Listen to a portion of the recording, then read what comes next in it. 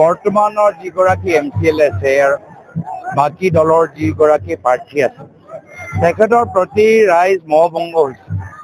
ৰাইজে ভাল বাস্তৱিক নেতৃত্ব বিচাৰে আৰু সেই নেতৃত্ব আমাৰ কংগ্ৰেছৰ প্ৰাৰ্থী অগষ্টিন ইতিমধ্যে অগষ্টিন ডাঙৰীয়াই দেখাবলৈ সক্ষম হৈছে আৰু সেইকাৰণে মই আশাবাদী যে আমাৰ বিভিন্ন সিটত আমি জিকিবলৈ গৈছোঁ আৰু এইখন নিচিমা সিটত কংগ্ৰেছ দল জিকিব। মই 100% কনফিডেন্স লগত মই ক'ব পাৰোঁ।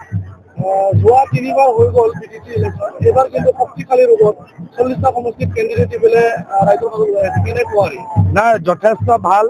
ৰাইজে সকলোকে দেখিলে, BPFক দেখিলে, UPPLক দেখিলে, যোৱা 10টা বছৰত বিজেপি দলটোকো দেখিলে।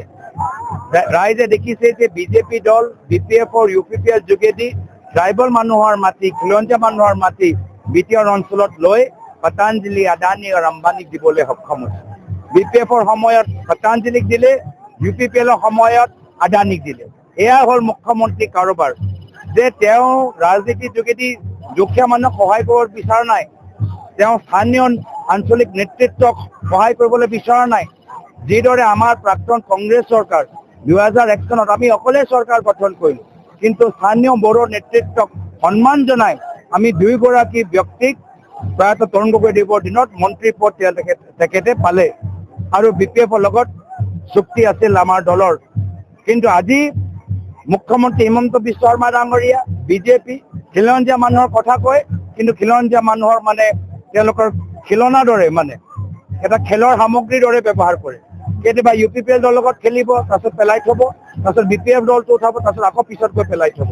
তো সেইকাৰণে আজি ৰাইজে গোটেইখিনি কথা বুজি পাইছে আৰু বিজেপি দল মাত্ৰ বড়ো নেতৃত্ব নহয়, নিজৰ দলৰ ভিতৰতো তেওঁলোকে নিজৰ খিলঞ্জীয়া নেতৃত্বক, জনজাতিৰ নেতৃত্বক সন্মান নকৰে। প্ৰাক্তন মুখ্যমন্ত্ৰী সৰ্বানন্দ সোণোৱাল ডাঙৰীয়া নিজৰ দলৰ ভিতৰত থাকি আজি হিমন্ত বিশ্ব শৰ্মা ডাঙৰীয়া আটাইতকৈ বেছি অপমানিত হৈছে। বাৰম্বাৰ কেন্দ্ৰৰ পৰা প্ৰধানমন্ত্ৰী মোদী ডাঙৰীয়া আহে, কেন্দ্ৰৰ পৰা অমিত শ্বাহ ডাঙৰীয়া আহে, প্ৰাক্তন মুখ্যমন্ত্ৰী সৰ্বানন্দ সোণোৱাল ডাঙৰীয়াক মাতে, কিন্তু তেওঁক বক্তৃতা দিবলৈ নিদিয়ে। আমাৰ দলটোক চাওক, আমাৰ দলত যেতিয়া ৰাহুল গান্ধী ডাঙৰীয়া আহিলে সকলোৱে ক'বলৈ সুবিধা পালে, আমাৰ CLP ক'বলৈ সুবিধা পালে, প্ৰাক্তন প্ৰদেশ কংগ্ৰেছৰ সভাপতি ভূপেন বৰা ডাঙৰীয়া ক'বলৈ সুযোগ পালে, মই দুআষাৰ অলপ ক'লোঁ। কিন্তু বিজেপি দলৰ মাত্ৰ হিমন্ত বিশ্ব শৰ্মা ডাঙৰীয়া তেওঁ কোনো খিলঞ্জীয়া নেতৃত্বক সন্মান নকৰে।